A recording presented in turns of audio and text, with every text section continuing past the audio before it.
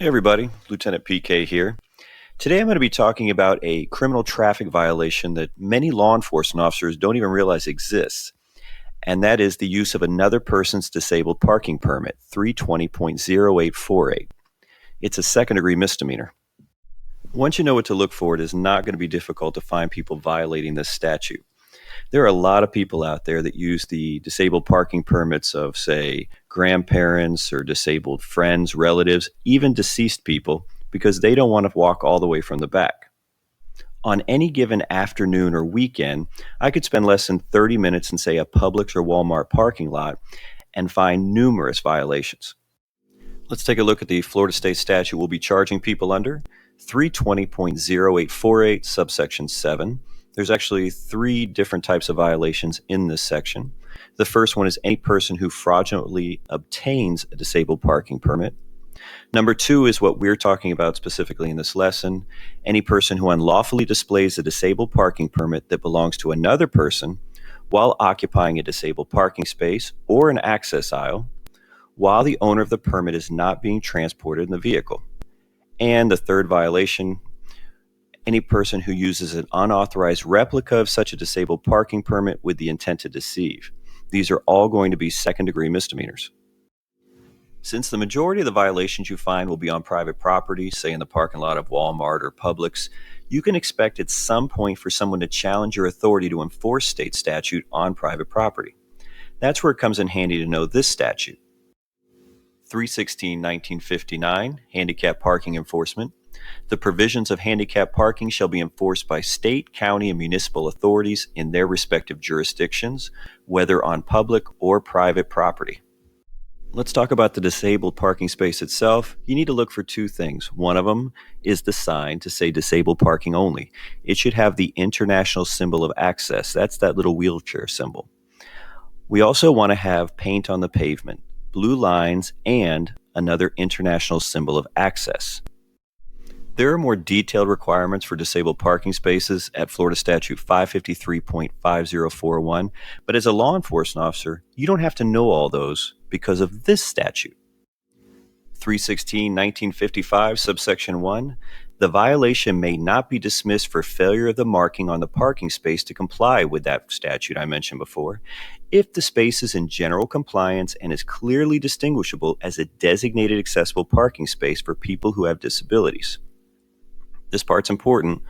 Only a warning may be issued for unlawfully parking in a space designated for persons with disabilities if there is no above grade sign. So we look for sign and paint on the pavement.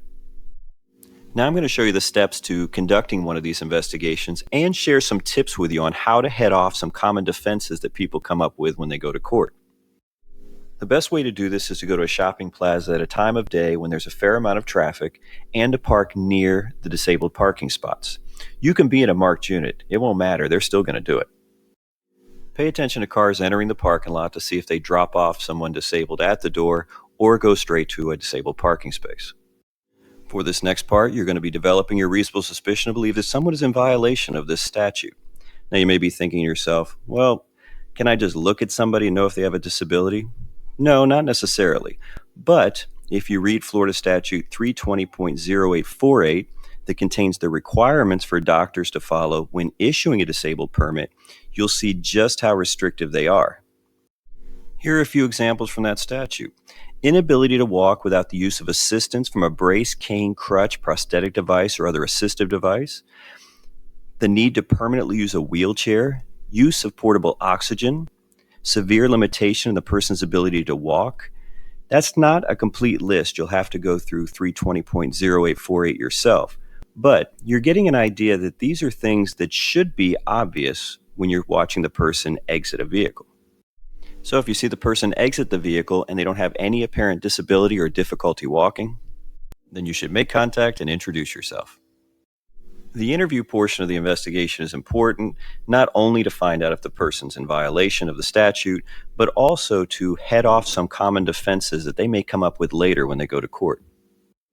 Start out by asking the person why they parked in a disabled parking space. Most people respond by saying, "Oh, I have a permit."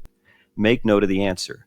What happens later when they go to court is they may say, well, I didn't realize it was a disabled parking space, or I knew it was a disabled parking space, but I didn't realize my relative still had the permit hanging from the mirror. It wasn't my intent to display it.